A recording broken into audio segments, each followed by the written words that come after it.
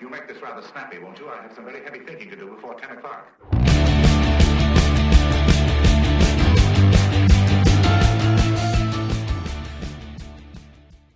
Good morning, everybody. There you go. Yeah, I was just making sure you were playing with your mouse, Terry, and I just wanted to. Yeah, we're here, though. Good morning. This is Get It Right Texoma with the trio.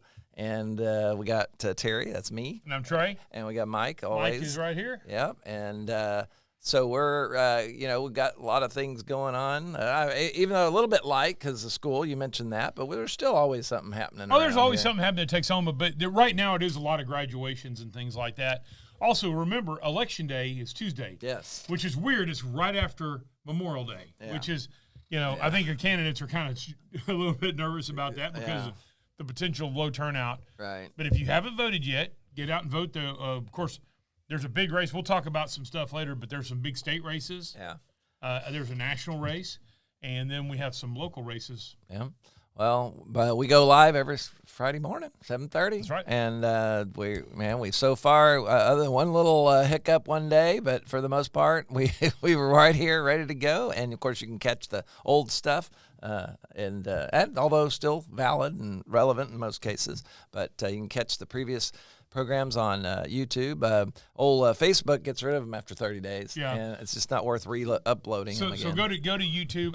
I would recommend everybody look at last week's show. Yeah, I think it was the best show we ever had. Yeah, we got tribute show absolutely. with Mike. And it was funny. We enjoyed laughs and little tears. Yep, it was a little trip down memory lane. But anyhow, go check that one out. All right. This morning's guest. Yeah, Jeffrey Jenkins. I wrote Jeff over here. I don't think he cares. Yeah, okay. Yeah, Jeffrey Jenkins. He's the city manager of Wichita Falls. Been here for I think maybe close to a year. Yeah. So anyway. Well, please like and comment because we like to hear from you. And we've been getting. I don't know if you've read any of those comments we've had. I'm not really an internet comment reader. No. Well, there've been some interesting ones. There's you're a MAGA this, MAGA that. And one guy just the other day goes, he said he was picking on us about having right in our in the title of our show.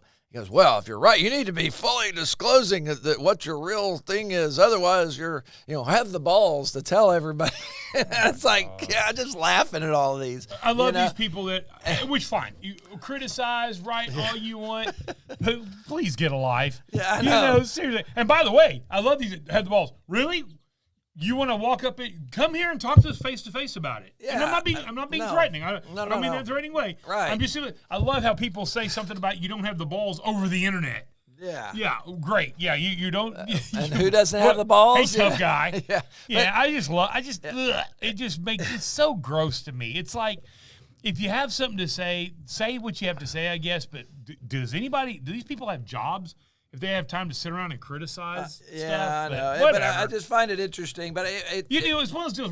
We're here doing kind of a service for community. Yeah, I mean, we have our opinions, but for most of what we talk about is really about the local things that are happening. Most of it, yeah. And sure, we throw out an opinion or two, and we say what Trump has done good, and we've said what he's done bad, and what we don't agree with liberals and everything. I mean, but we don't. That's not the core of this show. Yeah, the core of the show and obviously and what it is there are a bunch of responses to some of the we put out some ads kind of promoting some of our things, and these people are just reading. They don't even know who that anyway. So okay. So anyway, I just find it interesting, and I don't enjoy care. Yourself. Like I said, I don't pay attention to it. I've got too much to do. No, I understand. Well, anyway, so please, we do want to hear your comments. Come on live with us and make comments. If you have a comment and it goes, hey, I think y'all should look at this or like that, or what about this story or whatnot. Yeah. Terry will take care. I'm still not going to read it, but Terry will. Yeah, I'll read it. And I think it's great. And if you just want to criticize, that's fine too. I don't care. Yeah. No, I mean, but I just think it's funny. It's like, but especially the balls. If you really care, if you're just about to complain, that's fine. You could. It's a free country. Have at it. But if you really have a concern or an interest, an idea, or whatever, a comment, hey. go ahead. Could be negative or positive. Right. But if you're just bitching to bitch. Right. Yeah, I'll say that Ted Deidre, I guess that's how you make Deidre.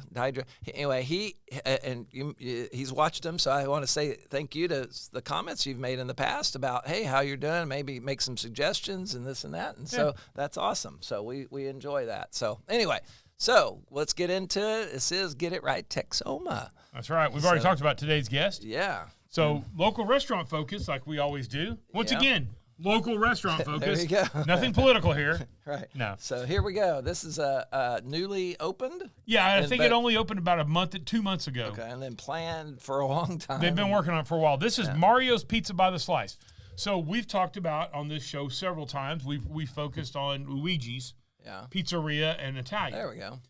This is the same guy, Mario, has a Pizza by the Slice next door to Luigi's. Luigi's is right off the main gate of the base. Mm-hmm. And so he built for years, when you left the main gate of the base, before you got to where Luigi's is now, there was a gas station right there. Mm-hmm. And a gas station, I think it was Flowers. I believe it was Flowers. Okay. Years ago. Anyhow, that's been torn down. Mario bought the building or bought the land or leased the land or whatever the hell he did. And there's a little small strip mall that's built there. Okay. It's like a laundromat. But now there's a Pizza by the Slice, and that's what they're focusing on because Luigi's always has pizza. It's by the way, it's my favorite pizza ever. But they also have all the Italian food. This is more of a old school pizzeria where they don't have like spaghetti and stuff. They have pizza. I think they've got strombolis and that sort of thing. But, the menu's right here. So let's see what they got. They want to translate from Italian. See, they even made their real Italians. Yeah. Anyway, so you got let's see here, Grandma's Pizza, Prince's, Cabaret. It's all kinds of different pizzas, or you can build your own. Yeah, I'm gonna tell you. That's pizza. Let me tell you, the hot setup is if you get one of their supreme pizzas with olive oil, garlic and basil. Unless you just love tomato sauce, which I'm not a huge fan. I'm okay with it. Pizza sauce, olive oil, garlic, and basil as the base.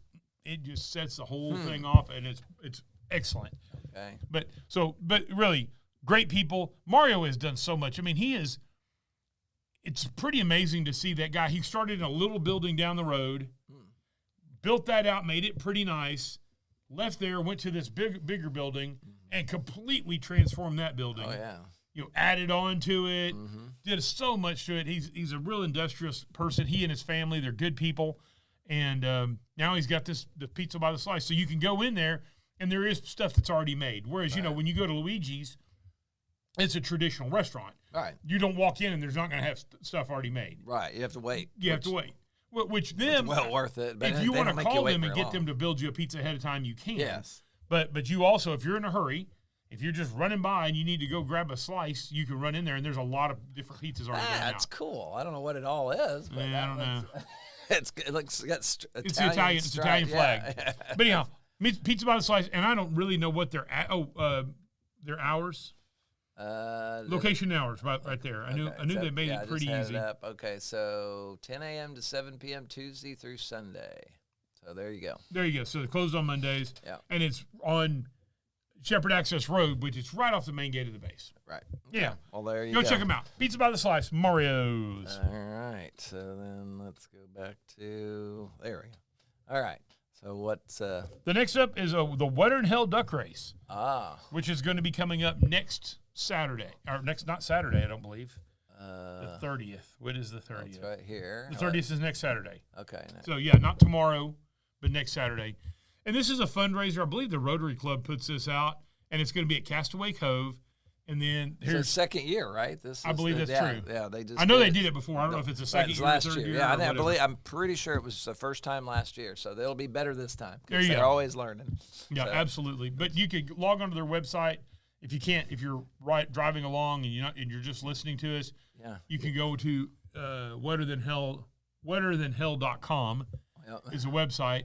Yep. Like I said, I believe it's the Rotary Club, but they're going to have an event where it's you buy a duck and there's prizes to win. I don't know the whole. Yeah. Yeah, you adopt it, and then I guess they go in the pool or whatever. The lazy river or something like that. And whoever wins. You the community wins and your nonprofit wins. So you pick a nonprofit, I guess. You then basically it's a fundraiser. It's a fundraiser. Yeah, but they pledge it for a particular nonprofit. Right. And so and I'll tell you, the Rotary clubs do a great deal of work. I was on the board of the Rotary Club, downtown Rotary Club, years ago, and the amount of money that Rotary clubs give out to all communities and stuff like that it's phenomenal. Right. So anyhow, it's probably something. It looks like it'd be something kind of interesting. There's a lot of people out there enjoying watching the ducks and that sort of thing. So it's an event. There's our friend Mike. Yeah, there's Mike. Yeah. Yep. And go to their website and you learn all about it. And so Water and Hell Duck Race. It's a community event, outside, outdoors, not on the screens. Get outside, enjoy some outdoors, and I think they had a really good crowd last year. I talked to a couple of people that attended last year, and they had a great crowd. And so go and see some of the people. That's what I've talked about over and over. I know it kind of sound like a broken record, but the neat thing about these community events is Wichita Falls is not a small town, right? But it's not a massive. It's not Dallas or Houston, right? No. So you know a lot of people, and there's a lot of people you don't see kind of on a regular basis. You're on one side or on the other or whatnot, but you see people at these events, and a lot of times it's on Saturdays. So a lot of people are off work. They're not working retail. They're off work. So it's one of those deals that you get to see a lot of people that you bump into every once in a while. It's a good time to catch up and just hobnob. Well, even if you go to the Wichita Theater or you go to the what's the other theater? Doggone it. Back Door. So if you go to Back Door, you go to any of the restaurants, you're going to see people you know. Yeah. And it's a good thing, get out there. Yeah, absolutely. So, all right. What do we got next? We got up here on the news side. On the news side, the decision has been made by the Wichita Falls City Councilors after a group asked to rezone 117 acres to build a data center. And the plans for the data center included 9 two-story buildings, each 150,000 square feet. And the rezoning proposal was actually the city council voted against rezoning. Right. Yep, right. So, and we will actually probably should get a little bit more of the skinny today. Yeah. It just so happened this was actually on last week's content, and we didn't get to it. Right. So it's not really breaking news, but we're gonna just set it up a little bit. But we will talk to Jeffrey Jenkins a little bit and just kind of get so the skinny. Yeah, for those that are critical of the city right now, saying they're just doing anything to get the money. Well, clearly they turned this one down. And whereas the other one, it's better because it's out of the city already. They've already. I was gonna say, would the city have anything to do with the other one? The other one's a county, isn't it? No, the big one that the skybox. We said it's outside of the city.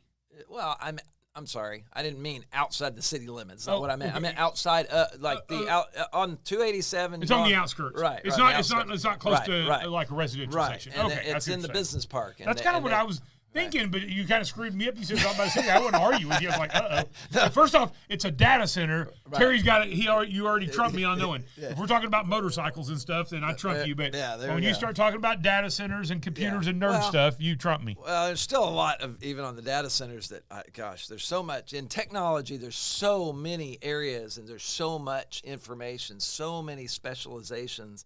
It's so difficult to really focus in on. I mean, you have to just pick things, and know all of it. No, but I have a sense of it better than most. But anyway, well, you're interested in it, right? And so you've done some research, right? And so anyway, all of this to say that the city is just not rubber stamping any of this, and you got to know the whole story. Don't just hear and that's what we do, though. I guess, and human nature to some extent is just to hear what whatever your tendency is, or you get scared, or it's fear, uncertainty, and doubt. That's what a lot of things are going right here. That's a term, FUD, fear, uncertainty, and doubt. And the more, it's like these out of town people that came into some of our elections over the years. They're trying to go get. They come in from out of town and have no interest here, but they just want to stir up. And it won't. Whatever happens here will not affect them at all. Right. Yeah. And so we've missed out, I think, in some cases on some things. But then again, you never know. You do the best you can. So like they've remodeled the city hall area in Memorial. Is that? Memorial Auditorium. Well, Memorial Auditorium is just auditorium. Right. The city hall that's attached to it. Right, and so they had to because it was sliding down the hill. Well, but we turned down. I say we, but I didn't vote it. But the city voters turned down a bond proposal to build a whole new consolidated center that would have, in the long run, probably been a better deal. But anyways, that's old. That's not what's now. It is what it is, yeah. So anyway, my point is that this is an opportunity, and I think that we have to look at it realistically and try to really understand it. But I think there's so much mistrust on all sides of everything these days. Nobody can trust anybody, even if it's trustworthy. You choose not to. Right. You make a choice. You make a choice. Trust is a choice. Right. Absolutely. And so here's how I run across this stuff, Terry. And I do this in my life every day. Yeah. When people who have the authority to make decisions, elected officials, I kind of look at it and I say, number one, unless I've really dove into it, they probably know more about the details than I do. Yes. Because they have people, like, say, the mayor and the city council, they don't get paid a lot. They get paid a little stipend. But they have people that are full-time employees, like Jeffrey Jenkins, who come out, and it's their job to research the experts. And bring, and they may not be the expert in something, but they're expert in research. Right. And they'll research all this, and they'll bring you both sides. And then they'll summarize it for you. You boil it down, y'all debate it and stuff like that, and then come up with a decision. So number one, I'm gonna usually assume they know more than I do about this particular issue unless I've researched it. Right. You probably have not researched as much as them. Number two, is there anybody who has anything to gain? Yeah. So when people say they're just grabbing the money, they don't make any more money. The city, that's what I'm getting at. The mayor, the city councilors, they get a stipend, which is very small. Right. But they don't get an extra stipend if the city grows or the city whatever, and nobody's making a living off this. Right. I always look at who has anything financial to gain, and do they have potential to lose? And the answer is yes. If you are an elected official, and somebody can prove that you did something nefarious, not that you said you did something nefarious, not the accusation, but it can be proven you did something nefarious, you can go to prison. Right. And there's not one person on that city council or the school board or in the county commissioner's court, there's not one person who, especially city council, school board, because they don't make a living doing this, who doesn't have a life. They have families, they have businesses, they have good jobs and stuff like that. There's not one of them that's willing to throw that away for nothing. Right. No, I know. But at the same time, though, people still will make up stuff. Oh, they're lining their pockets on the back end. It's all backroom deals, and I'm going to tell you, stuff. And it's just when you think, if you really think that, and I'm going to tell you because I was an elected official for 12 years, if you really believe that, put yourself in their shoes. That's another thing that I do. I try to put myself in their shoes. What's in it for them? And what are the potential to lose? Oh, it's a much bigger risk to lose. Oh, in this. My goodness. Yeah. And how do you? You're at risk simply by serving. You are absolutely at risk. Legally, there are so many things. Well, you and I are. Even as appointed officials. Right. We have to take an oath of office. Yep. We fall under the Texas Open Meetings Act. Yep. Yeah, no. When anybody takes a government position, whether it's appointed or elected, you're putting yourself at risk. Now, look, I understand, and I believe that there's some corruption that happens. Oh, yeah. No doubt there in happens, places. Yes. But I've not known anybody in this area that I felt would have been corruption for money. Sure. Now, there's been some people around here that did nefarious stuff that were elected officials. There was a sheriff that spent 30 days in jail, but it wasn't a money thing. Right. It wasn't to gain anything monetarily. Right. So you just put yourself in their shoes and think, okay, would I do that? Yeah. Would I risk everything? Would I risk my livelihood? Would I risk my family? Would I risk my business or my career? Yeah. Because if you do that to get a kickback or something like that, you'll lose everything. And it's just not. Look, I'm not saying I'd never steal anything, but if you ever heard that Trey stole $3,000, you bull. Now, if you saw Trey stole $300 million, maybe Trey. Yeah, man, if you're gonna do it, man, Yeah, but you'll never find me. But no, I'm just kidding. No, you might have taken a pen or two. It's. I might have had a U.S. government pen back in the day. They don't make those anymore. Yeah. So everybody like you stole them. I know. So anyway. So just what all I'm asking everybody to do, and do what you want to do. I mean, it's a free country, but do a little research. Don't just listen to the hype. Yeah. And also, I try to give everybody who's an elected official the benefit of the doubt to find out, okay, why would they be lying to me? Yeah. And if you have a good reason why they would lie to you and you can point to something, that's one thing. But if you don't, kind of at least have a little faith. Sure. Yeah. You know. Right. And again, just don't fall for the FUD. Don't fall for the FUD. Don't fall for the FUD. That sounds like that ought to be like a campaign slogan. Don't fall for the FUD. Hey, maybe, So anyway. All right. So what's this is something I've been ruminating on for a while. You know, I come up with these ideas and thoughts and ruminate on them for a little bit. Okay. Well, you introduce it. I got to get that text up. I don't know. This is my MAGBA plan. Your Make America Government Better Again plan. Okay. There's some things, and a lot of things are things we talked about not only on this show but also on the radio show. And Mike was involved in a lot of this as well. So this is just kind of a conglomeration of all these ideas that I've had, along with thoughts that you've put in, that Mike's put in, and friends of mine and people that have weighed in. And this is not partisan. This is everybody. Okay. And I'm going to amend it, and I'll show you why I brought some mailers today. Number one. And this was my big thing that I've been absolutely screaming from the top of the rooftops for years. All congressional offices, 4-year terms, period. Senate 4-year terms, House of Representatives 4-year terms.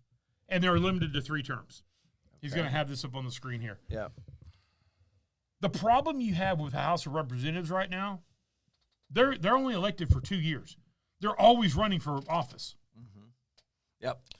Always. So and since there's no term limits, somebody who's been in the House for a long time, Republican or Democrat, think about it. They've been running for office for decades.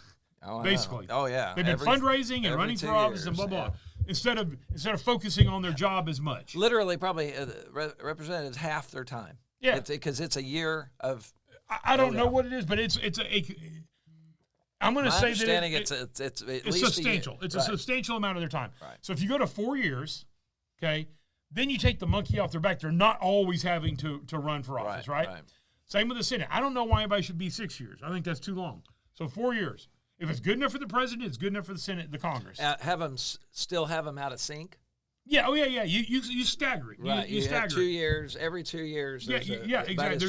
There's every 2 years, but everybody. Okay, good. Because the problem is with Senate, with 6 years now, it's weird. It's every 3.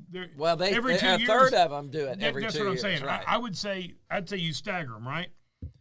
Then there's 3 terms. That's it. 12 years. You're done. Yep. Now, I'm not saying you can't serve 12 years in the House and 12 years in the Senate. I don't know that I like that, but I would be open to that conversation. But what I would say is 12 years maximum, 3 4-year terms. Okay. So it takes the House from running constantly, but it also puts everybody on the where there's a term, where there's a limit, and you're done. Mm-hmm. Okay. So number one, I think that's the most important thing we could do. Okay. Number 2, and this is I need to explain this one. Not holding office while you're running. And what I mean is while you're running for a different office. Okay. Obviously, if you're running for president. Oh, give up your current one before you have start. to, okay. Yes. Obviously, if you're running for president, you can't resign from being president to run for president again. You see what I'm saying? Right. So, incumbents they'll still be incumbents. But my point is, you should not be able to be a United States senator and run for president or vice president. And look, I'm saying J.D. Vance. I'll say it right now. So screw you that says that I'm MAGA or that I'm all on one side, because I'm absolutely not. I call balls and strikes, baby. But if you are a sitting member of government, if you have an elected official in the state of Texas, you can't do it. The county can't. Okay. In other words, if you notice, there's two county judge people running for county judge right now. Neither one of them hold an office. Mark Beecham, Jeff Watts, none of those guys could run for county judge unless they resigned their county commissionership. Right. Okay. They can run for their whatever incumbency. They can run for their. But I think so. Because the problem is what happens, and I'm going to throw JD. I'm going to use JD Vance because he's the most recent example. The Democrats have done it as well, but there's no good examples lately because they don't even have old primaries. But so JD Vance is a perfect example. And let's just be fair. how much of J.D. Vance's time was dedicated to running for vice president rather than being a senator? All of it. I mean, I don't know about all, but, a significant he amount. might have popped in, made some major votes. A significant amount. I think that's wrong, because you're already being paid to do this job, and now you're running for a total different office. Right. That's where I can say that if you are a sitting, say you're let's just say that you're a senator. You don't have to resign from your seat to run for your seat. Right. But if you want to run for a different seat, you resign. Okay? Gotcha. Number 3, all elected officials and spouses of partners must put all investments into a blind trust while in office. Okay. In other words, you can have investments. I mean, this is America. Right. We don't want to keep people from making money, but you put it into a blind trust. That takes all this mess about somebody who's making all this money and who started in, it is the case. People start in Congress with almost nothing, and they're worth a lot of money. Oh yeah. So this takes about this out. So blind trust means you still have it; it's still your money, but you have zero control over what happens. Famously, Mitt Romney did this because Mitt Romney is a very wealthy person. Yeah.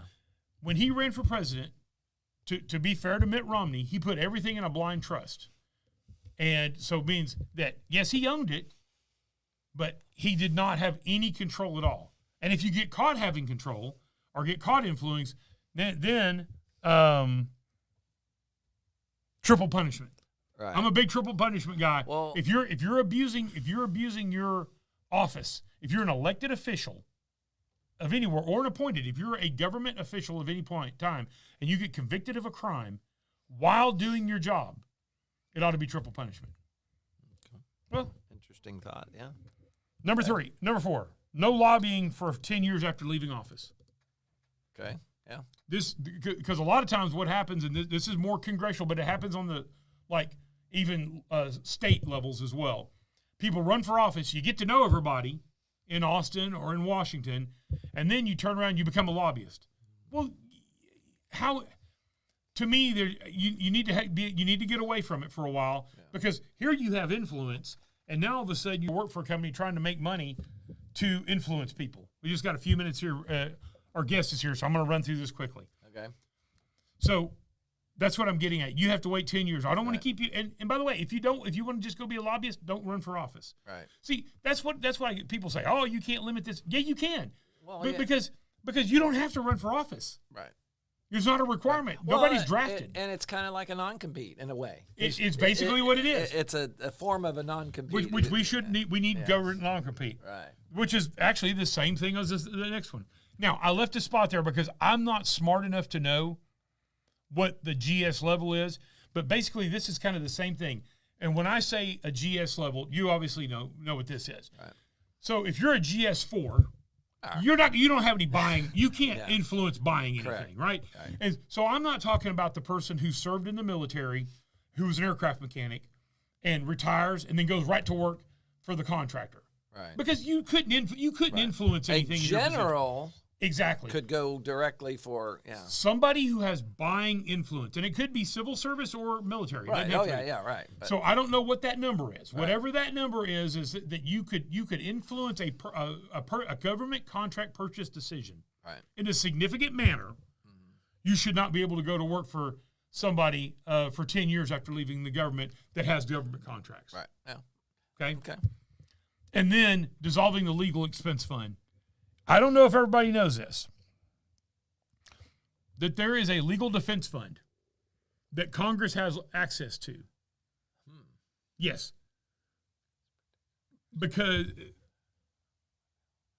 and they can go Congress can access this thing to pay people out or to go to their legal defense to take care of their legal bills if they're accused of doing some wrongdoing. Yeah. Kind of like the vaccine fund, about the emergency vaccine. Uh-huh. Oh yeah, years ago, just real quick, years ago, when the vaccine companies were starting to get in their thing, well, they didn't. The government wanted all these vaccines, I know what you're talking about, yeah. And then they said, well, we'll cover you on that, right? And yeah. the government has a fund for that. So if you can't sue the government over vaccine stuff, you got to go to this board and they decide that. So anyway, okay. And then the last thing, and I've just admitted it, Jeffrey, if you want to come on in, we'll finish this. Yeah, we'll do a the live last thing swap. is, and guys, I planned on having this. I've been working on this for several weeks, and obviously we had Mike's tribute show last week. I'm going to amend and add something to this on the fly here, and the reason I did is, I didn't set this up. I got home last night. I got home last night from our hospital board meeting. Terry and I are on the hospital board in Clay County.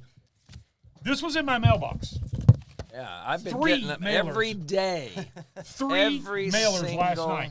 Day. 2 of them are from, I guess, Ken Paxton because they're against John Cornyn, and one of them is MAGA Mays Middleton against Chip Roy. Look, and I've been getting those Chip Roy ones for weeks. Yeah. Okay, look, I'm not against. I don't care who you vote for on these things. What I'm simply against is people spending obscene amounts of money running for office. Look at this. What transgender defender? I don't even care what it says. I know. No, My I know. point is, how much money is being spent? We could feed a third world nation. Oh yeah, on this what is they spend not cheap. No. I know it, and it's not just coming to Trey Sralla. Right. It's going to a lot of people. Jeez. So I am really big on some true caps on campaign finance. Well, I know that they talk about it, but it's all kind of. I'm talking about you have X amount of dollars. And by the way, if it was up to me, I would let the challenger have about 20% more than the incumbent because the incumbent already has an advantage because they have name recognition. Yeah. All right. Done with politics. Jeffrey Jenkins, how are you this morning? How you doing? Good. Good morning. Good to see you. All right.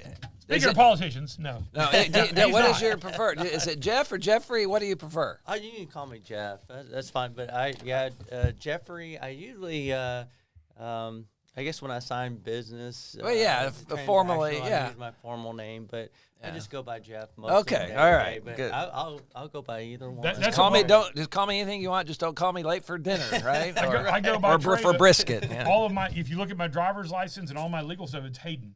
My legal name. Who the hell's Hayden, right? Yeah, Hayden Carl Sralla III is my legal name. So the joke used to be at my store when somebody would call and ask for Hayden. Somebody would, Trey, your probation officer's on the phone, or your parole officer, or something, you know. Yeah. Well, but very few people call and ask for Hayden. But is Trey for 3? I'm the 3rd. Yeah. Okay. Oh, It's a very common. It's a very common thing. Yeah. Okay. Yeah, I'm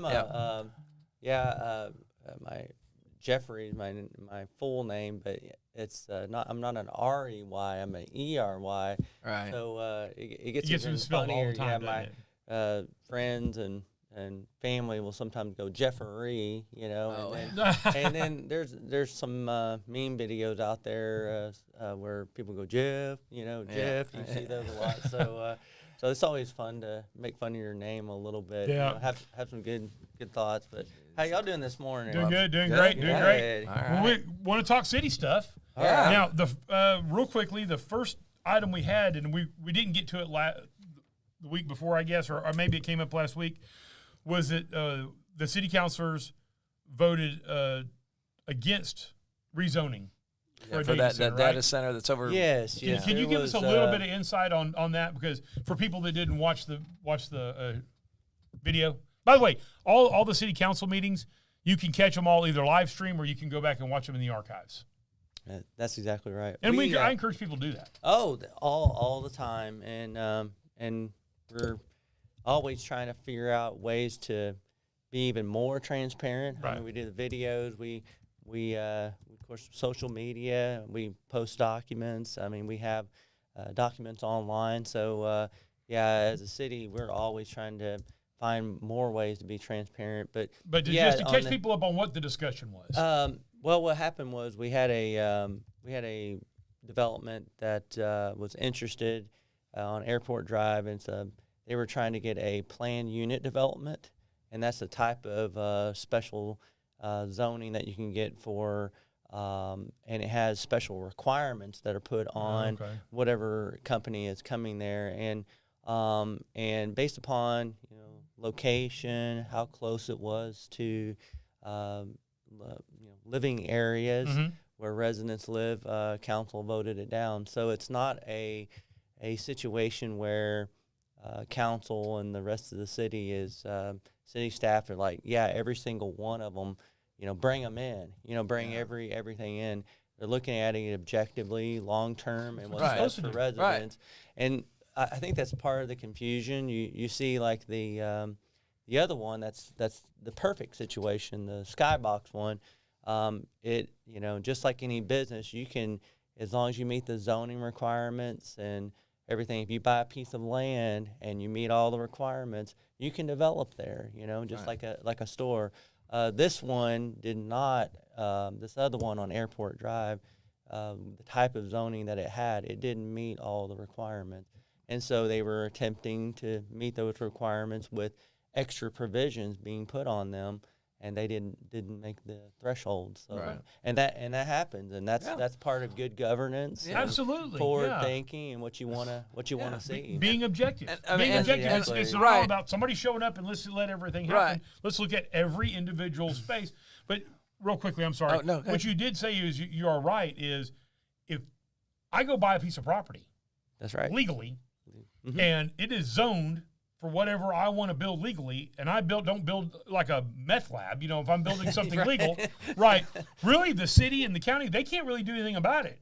It's a free country. Because they're right. It's objective criteria that's applied equally, whether you're this or that. It is, and sometimes it's worthy of looking into a variance, but essentially the criteria is set out ahead of time, and as long as that's okay. I mean, and you're right, and it's a healthy balance. And you look at it, what you don't want to have happen, and we've had this happen, and as a country and a state, we got to take a step back. Let's understand that there's folks there that are looking at this objectively, but that not in my backyard attitude. What happens is you continuously do that on every single thing.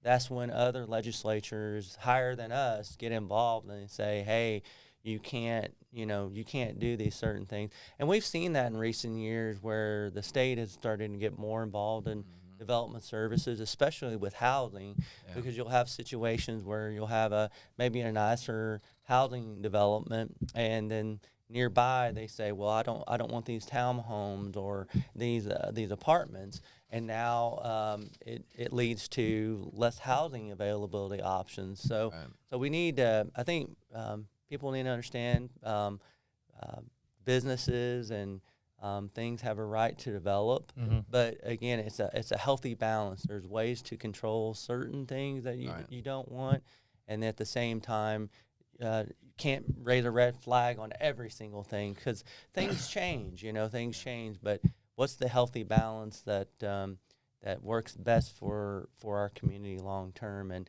the skybox one, that one does. I mean, that's going to 300 to 500 jobs. It also has the investment on our property values, where they're going to do significant investment, and that helps pay for things that we want. Some of the things that we dream of as residents of Wichita Falls. So, but yeah, we need those things, and then the ancillary type benefits where you have other businesses that are getting services, that pop up because of that. So, well, you think about it, 300 to 500 people are working there. They're going to eat something.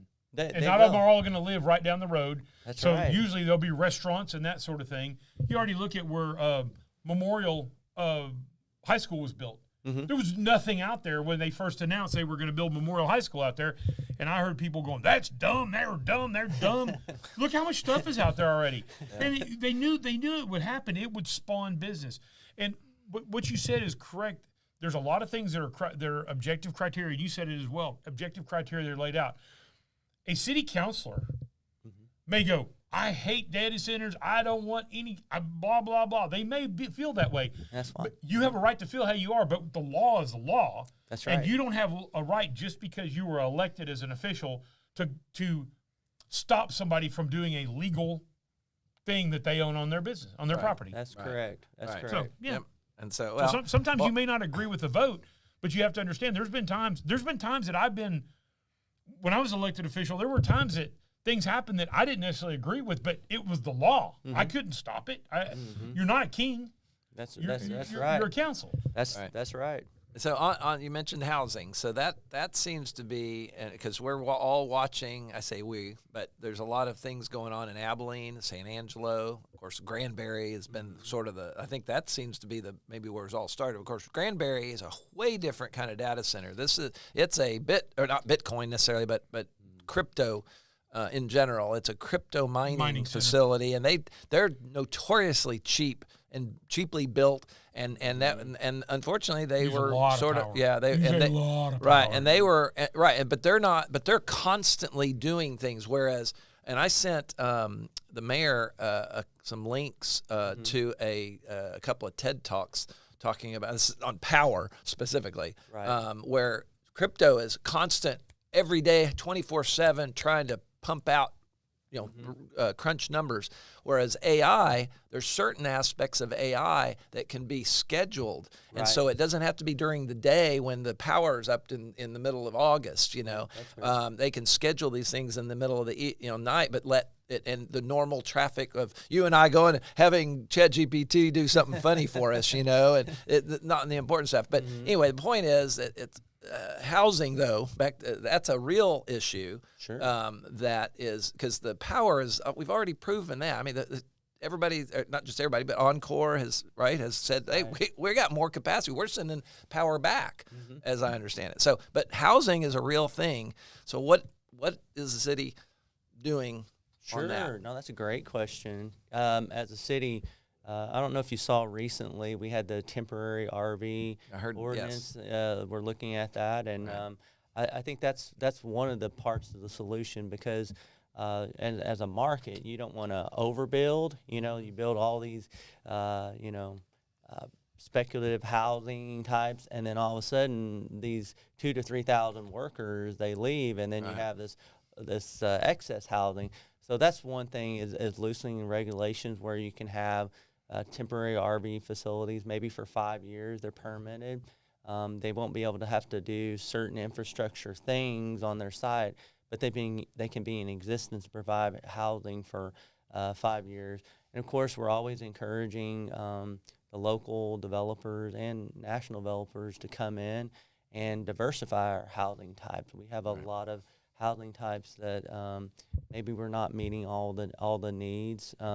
The actually fastest growing segment of housing needs are single individuals. That they're not married or they don't have family. And so that's one thing we need to make sure we're hitting those housing types. So they don't need 8,000 square feet. They don't need that or a $500,000 home. Right. Yeah. So we're trying to encourage that as well. And then, and then keeping on top of it. I think that's the other thing. But that I think that's a big solution. Abilene, when they had their data center begin construction, they didn't have some of these rules in place, and so they did get behind. And the good news also, we do have some housing stock that's out there that's available, or stuff that's on the ground that could be rehabbed a little bit. So we have, and then we do have also some neighboring communities also that have some ability as well. So I think we're in a lot better shape than Abilene. Some of the West Texas places. Right. Yeah. Well, there's there's likely to be an increase, and at least I know a lot of property owners are probably anticipating, the rental. I have a rental that and it's over in by the stadium. Yeah, it's over by the stadium, so it's a nice area. Terry, but the slumlord. There we go. So it just he goes in and kicks doors in. Y'all better have my money.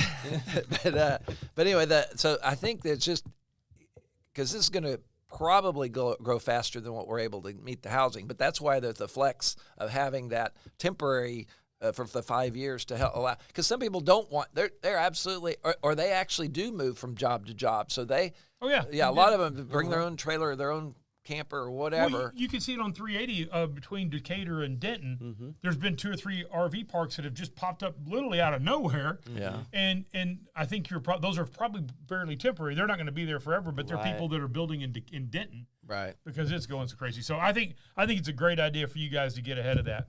One thing I want to talk about is you're here been almost a year, right? Almost a year. When is your anniversary? June the 9th. June 9th, so you're right there. So tell us kind of what your top 3 accomplishments do you feel like the city's made since you've been here? Wow. Well, I think number one, I always go back to the organization. I think that's the culture. We've had a culture shift in the organization. First of all, recognizing employees, focusing on healthy living. Because if you don't focus on employees, sometimes you forget about culture, but it leads to the outputs of the organization. So one example is healthy living. If your employees are not healthy in their day-to-day lives or at work, how can we get you in a better, healthier situation? And we've focused on that and recognizing employees. But if you're able to do those things, it leads to innovation, people, a better customer service, other aspects, and then thinking outside the box. As part of that, we also have an innovation committee. We meet once a month, and there's a litany of ideas that come out. We don't always want to be the same. We want to try to, hey, is there a way to be smarter and not have to work harder, but just smarter and provide better services for our residents? So there's been numerous ideas. I think we were up to like 50 plus, and so we had to identify like 3 to 5. You didn't tell them just go do everything at once, right? Yeah. I mean, one example, I was proud of this one, and it's on a small scale, but on our GIS system, the public. What GIS? Explain that to everybody. Well, Geographic Information System. Right, I know, but not everybody knows what GIS means. Right. That's what I'm getting at. So you could go online and you could see the zoning, you could see the different layers of parks, but you couldn't see the water and wastewater lines, and it just puzzled me. And it said it was a note that said to see these things, go to Public Works but if you're an outside developer in Dallas or wherever, you're not going to drive over to Public Works probably. And so I started calling around, and they said, well, back in 2001 after 9/11.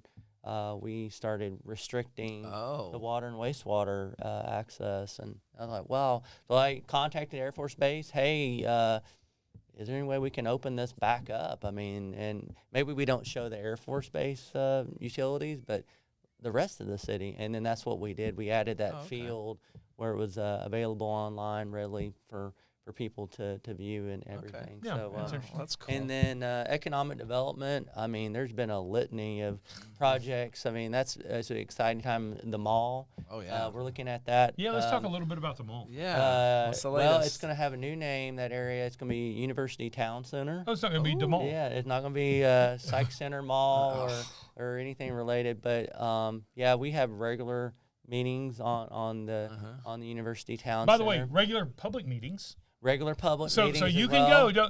This backroom crap about deals. they don't tell me nothing. We'll go to a meeting, right? We talked about it 4A and 4B. But right now what we're focused on is, the layout. We have a couple of options for layout. And then also design criteria, little things like what do we want the exterior to look like? What do we want we don't want a dollar store there. Little things like that. That way we can small town Walmart. Come on now. But we because it's in the heart of our community. We want the now Terry says right in the middle should be a tower with MacTech Solution Tower. Yeah, the MacTech Solution Tower. Well, there you go. Hey, a sponsorship. So we're looking at how can we want to package that, and then we have several interested developers, but we got to then figure out which one is going to achieve that vision, which one is, and that's the very, very next step is that, and it's going to be an exciting time out there, really, to see all those things happen. Let me ask you right now, because just for clarification, you guys have talked about layout. So is the talk right now it being like an indoor mall or more of an outdoor?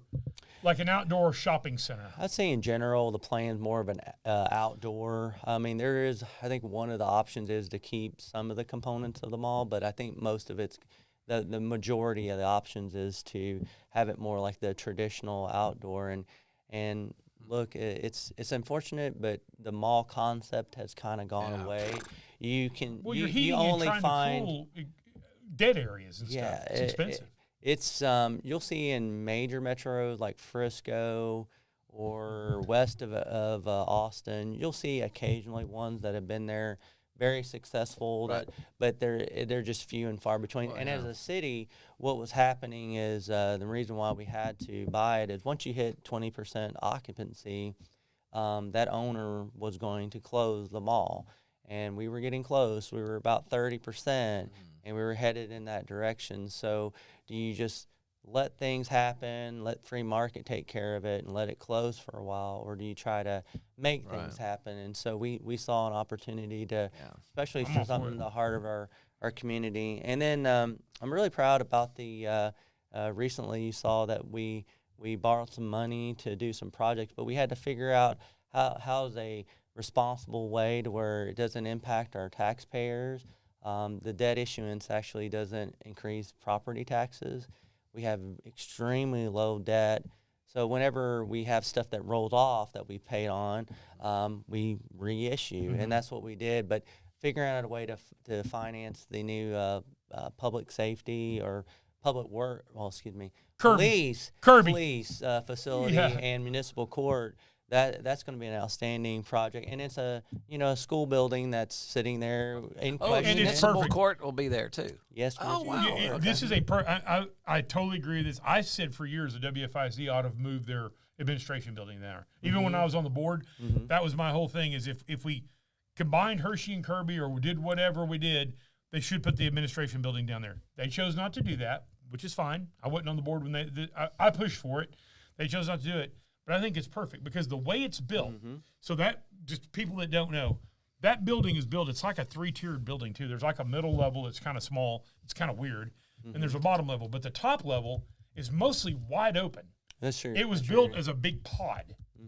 So you can put offices, you can configure offices, the structure you want, the size you want, and that sort of thing. So it's not like you're not knocking down big walls. Put it this way, because I went to school at Kirby.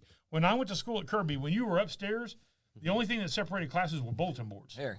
Oh, there you go. You got a picture right there. Yeah. There were no walls. Now they've built some walls in Kirby. The school district went and built walls in probably the mid '90s and stuff like that. But they're not structural walls. Right. That's the nice thing about it. You're knocking sheetrock down. I mean, instead of knocking, we got to leave a beam here and stuff, because the pod, the superstructure of the building is already there, so you can configure everything inside. Relatively inexpensive. Our PD and our municipal court, they both need a new home.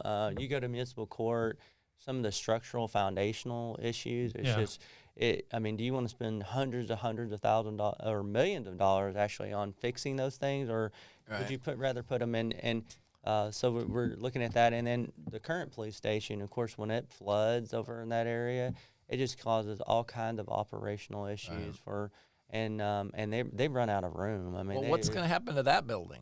We'll probably market it, do some type of marketing proposal on it. But we're hoping twist that. Hey, plenty of water comes through, water access. That's kind of down, because this is probably about a 2 or 3 year project. It is, 2 to 3 years. Right. No, I know. I just curious. No, you're but yeah, innovation.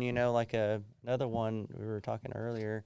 Little things like we changed our naming policy, and you got to be a big part of that on naming facilities and places.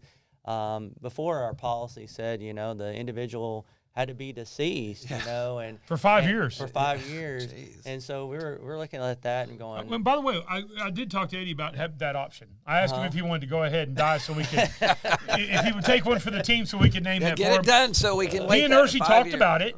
They discussed it for a while. They decided that he'd go ahead and live, so then we had to make the change. I mean, that was a fun day. I mean, we renamed our what was it? Our RC Park, after Eddie Hill, and then another big piece I really enjoy is we have great staff, and I've been able to bring tools from my toolbox or tool bag and be able to show them and help guide them and be the example, and that's a lot of fun when you're mentoring and helping, and sometimes you'll get people to go, I've never heard of that before, and you can do that. So one that I'm very proud of is, again, helping the residents and our taxpayers build that quality of life. We actually have a grants coordinator now. That was one of our innovation ideas, and we're focusing on foundations, grants, And we have this thing called corporate citizenry.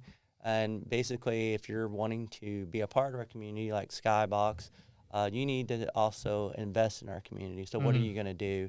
And that means donate annually to nonprofits, annually for maybe a quality of life project for our citizens, things like that, putting them to where they do those things regularly. So reinvesting part of their funds back into the city. That's correct. I mean, you're here to make money, which is great. There's nothing wrong with that. But what are you going to do to help us? Yeah. But break off a little piece of that profit you made and throw it back in our direction. Give us a wetter beak.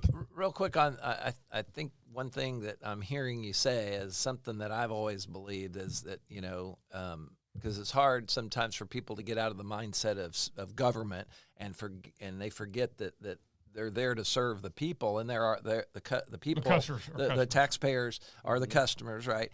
And so, but on what I believe is that I'm going to take care of my people the best I can. Yes. Because then they're the ones that take care of the customer or take care of the on the ground so you focus in on them, and that's what you said you're doing, and then give them the skills but also the mission, and remind them of who they are working for. And that's the thing, it's like in the military, it always reminded me I'm doing this. Initially I did it because education and whatever, but eventually you gain that actual, like, why am I doing this? There's service, and it's to our country. It's because we live in a country and we want to live in a free country, and that's for all of us to benefit from it. So I think that's awesome that you're coming in and being able to change the culture and affect the culture along with other people, because not just you, right? That's right. I mean, you've got the mayors buying in and the city council. Everybody there's seems been a lot to of change there, and I said this for a long time. The people that work in government,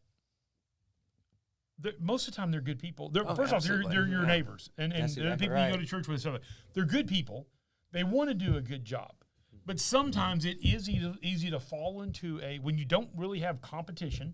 In other words, if I want to build something down at 401 North Scott, Eddie Hill's Fun Cycle since 1966, I can't go to the city of Burke Burnett to pull a permit.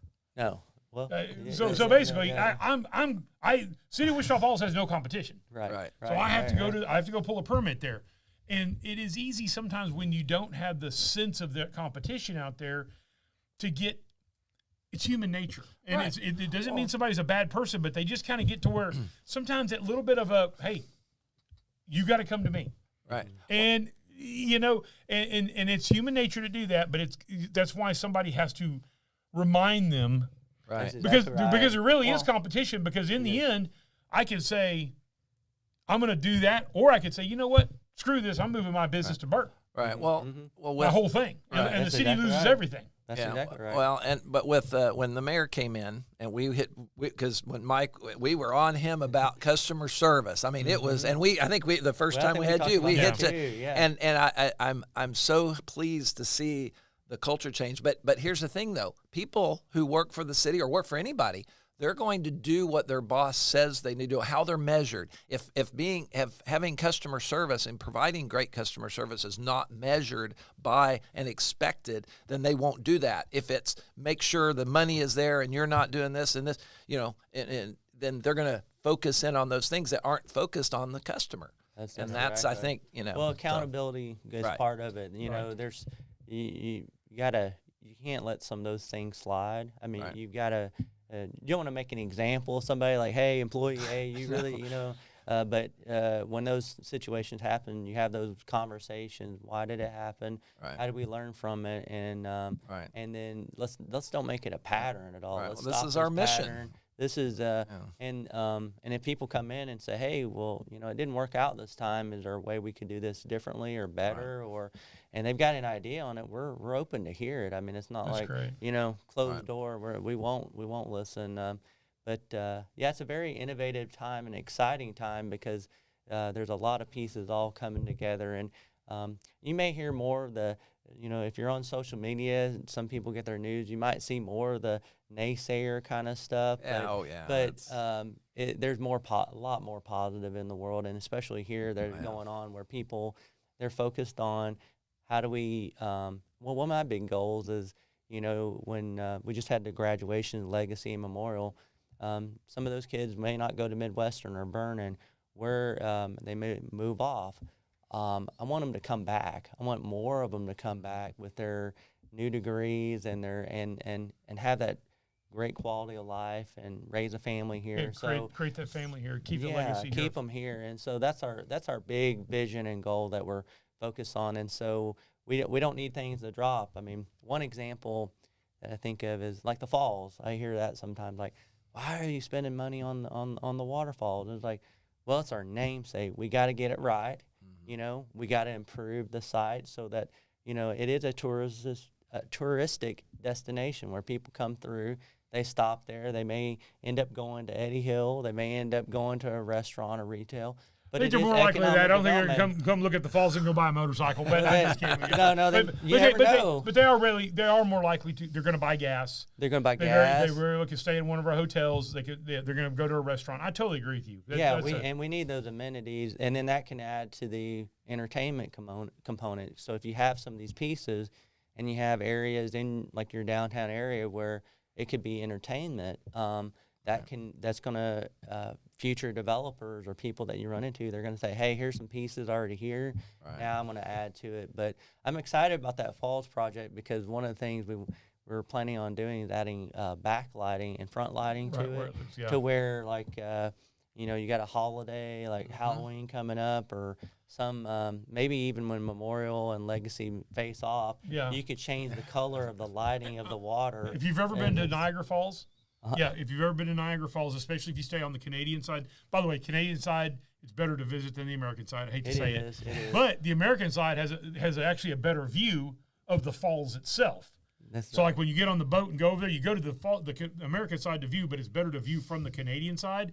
But that's what they do at night. Mm-hmm. There's a hotel, I forgot what it is, but I got one of the rooms. They're kind of expensive, but it faces the falls at night, and you can sit there and watch the colors change in the falls. I know it's not Niagara Falls, but it would still be something cool. Yeah, absolutely, Halloween, and you're right, and the rivalry games and run those deals. There's so many neat things you could do. Here's an idea. I don't know how it would work, but to help pay for it and offset some of the costs in the future, what is there a way to do a classy sponsorship of something?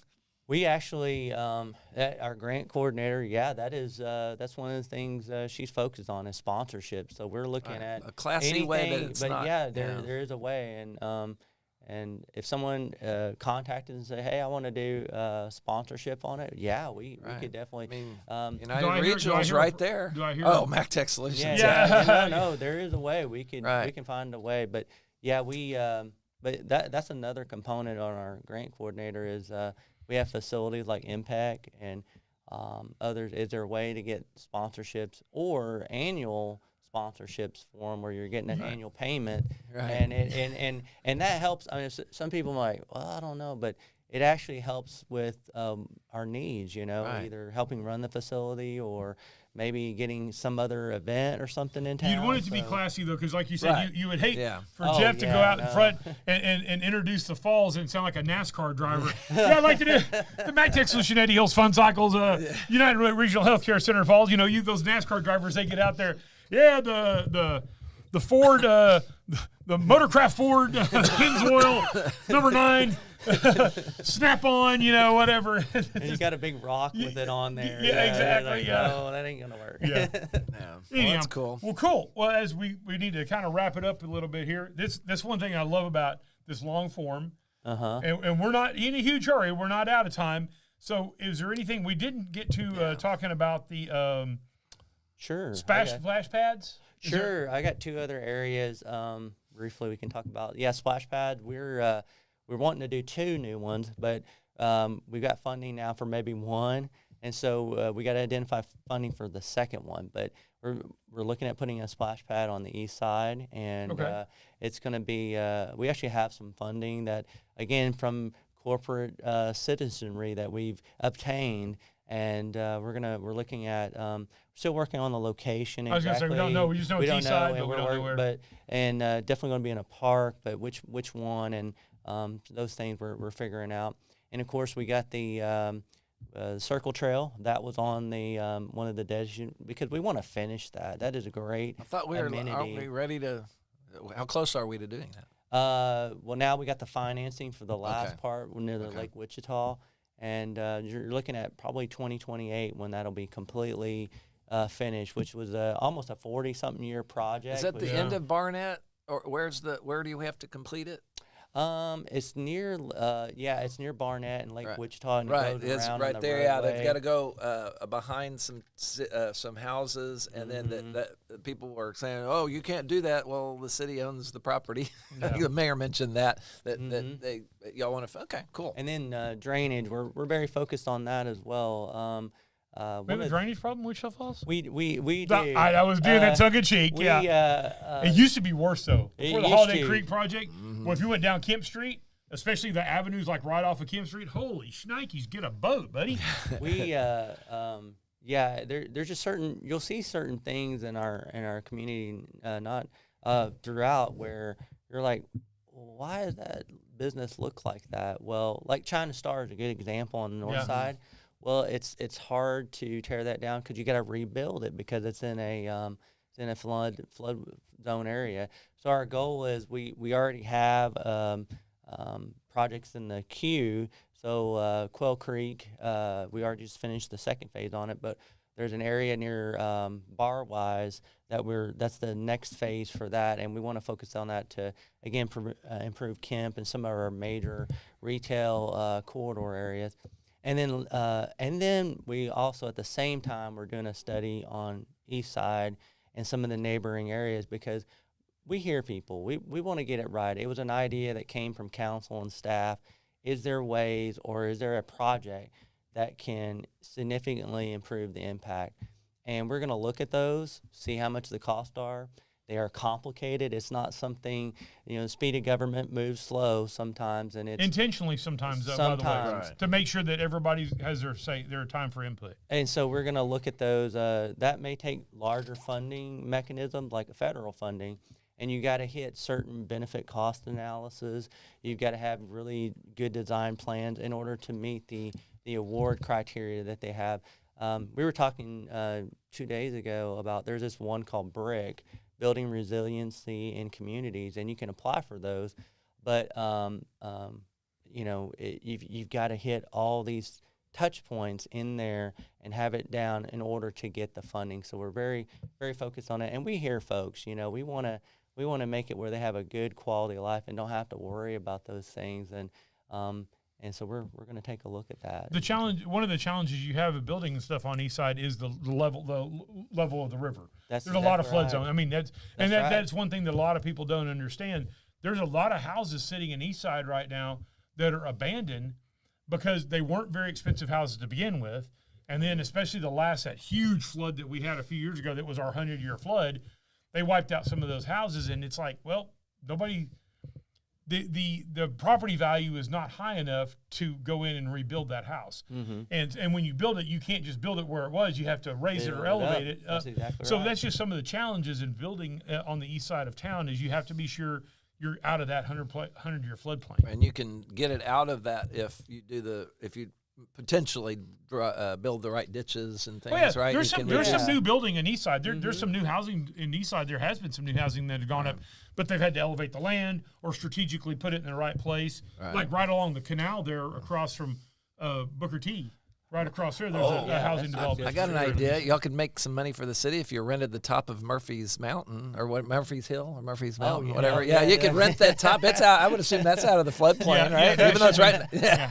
Right. But put it this way. Lakefront property, Put it this way: if that gets flooded, we need an ark. No, I know. Actually, that was my original idea was that we ought to name that Eddie Hill. Oh.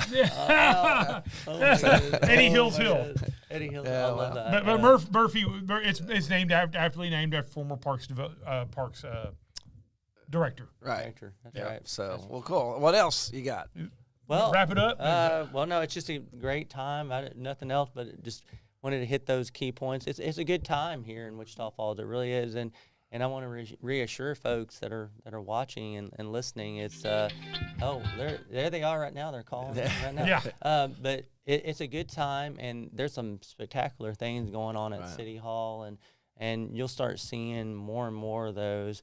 As some of those major projects, 2028 is when they would be completed. So it's a great time. It really is. I don't want to get too deep into this, but something I wanted to ask you earlier, but it has to do with, I think, a concern of mine and maybe some that hey, all of this economic activity and everything's going to be great. The value, of course, is tripling the tax base and everything.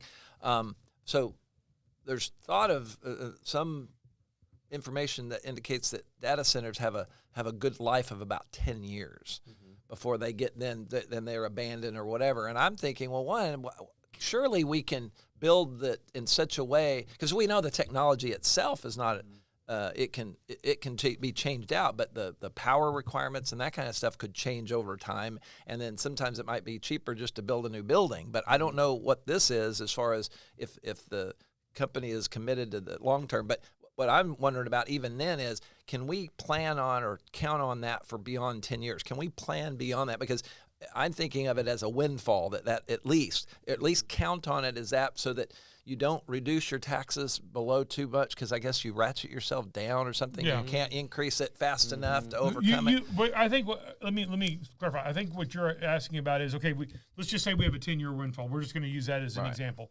We have a 10-year windfall.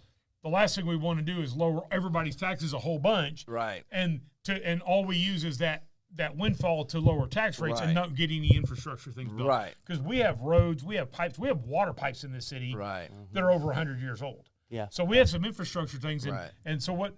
Yeah, if I'm hearing you right, is the plan to use some of that money to not to increase jobs and stuff like that, but for infrastructure. That's exactly right. Yeah, some of the focus is going to be infrastructure, quality of life. Replacing things. You got to have these new businesses and value being added to where it does help the tax rate, where it'll lower it for residents in the right situation, and this is it. And then it can also you can do more investment. I mean, we need to replace those water lines. We need to do more road work. We need to do those things. But you got to have catalysts like that helping drive our economy, where it makes it easier to do those things.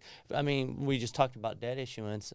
You could conceivably, because it drops it so low, you could easily do a debt issuance, and you don't even see it actually lowers the tax rate because there's so much investment. And then the sales tax is another huge component of it. When they're building it, we're gonna focus. There's this thing on sales tax and use tax. Sales and use tax. Yeah. So we want to focus also on use tax, where the materials get credited to our community, and then we can do some of those one-time projects as well. So it's a big deal. And by the way, this is nothing that the city's making up. No. This has been. I'm very familiar with this law. It's been on the books since I think 1974. A few years ago, I could have told you exactly. Because it is. We also always talk about sales tax. It's a sales and use tax. Right. By rule, and a lot of people don't follow this, by rule, if you buy something out of state, and you bring it to Texas and you use it here, doesn't matter if you have it shipped here, because everybody goes, oh, I get it shipped in and don't have to pay tax. No. If you are going to use that item in the state of Texas, by the law, the letter of the law, you're required to disclose that to the comptroller's office and write them a check. Right. Well, and pay your use tax. But the problem is if you do it and you're just an individual, there's really no mechanism to enforce that. No, there's not. Right. But businesses, however, when we fill out every month, we're filling out our sales tax. There's a part that says, "What did you purchase out of state?" And I that is. I think if there was a way to do it, but that's all evened out a little bit, because Amazon used to benefit early on. They got their momentum through lack of sales tax, and they were fighting sales tax for many years, and now they collect it because they've got they don't need to worry about it anymore. They've got a habit of us going to Amazon. But you're right. So my point is, I don't want people to look at, the city's trying to do this. No, this is a state law. Right. Exactly. And the city. And by the way, as a resident of the city, you're going to benefit from this, because it's not your money that's going up. This is money that was coming in that would not be here if it wasn't for this. And we're going to collect tax money. And when we get to collect, it's like hotels and motels. That's why there's an additional tax. We get to collect. You're not collecting that off the back of your local citizens most of the time. Right. You're collecting off the back of people that are coming to your city. And it's the same type of thing. It's actually a windfall. Yeah. And another thing, well, two other things with municipal finance. We're not a bank. Right. I mean, we need to spend the money to improve quality of life, the infrastructure, provide our residents opportunities. So there is a healthy balance where you have reserves, but we're not a bank. That's one thing. And then our sales tax, it has gone up every month significantly. So I think this last month it was year to year, it was like 20%. It's gone Your sales up. tax receipts. Receipts. Yeah, not the rate. Nobody's Not the paying rate. more. That's The exactly amount of money that's coming in. The amount that's collected, which is a really good sign that There's we're more getting spending more going spending on, yeah. activity. It's good for our local economy.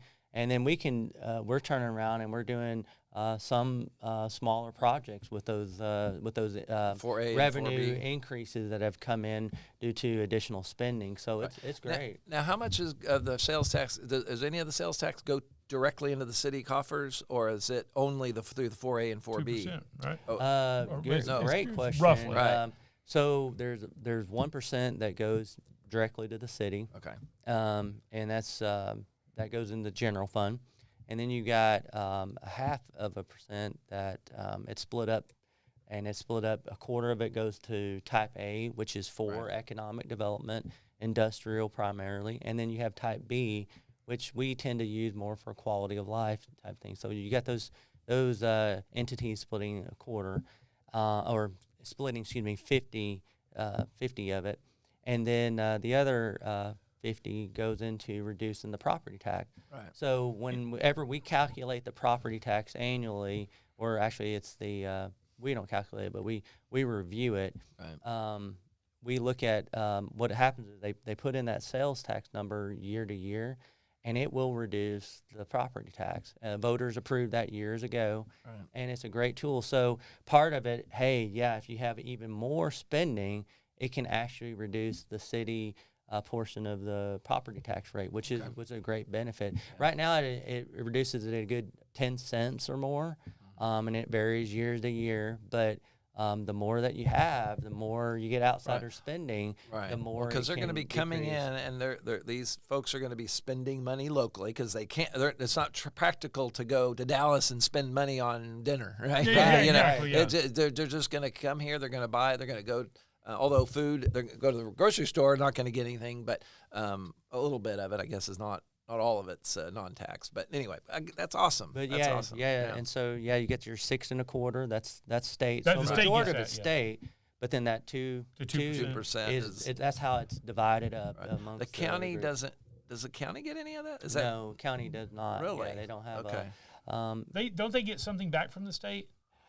They may. We don't need to get too far. No, I think that they get a percentage back from the state, but it goes to the state first. The 6 1/4% goes to the state first, and then I think and there's other taxation laws. I could be wrong.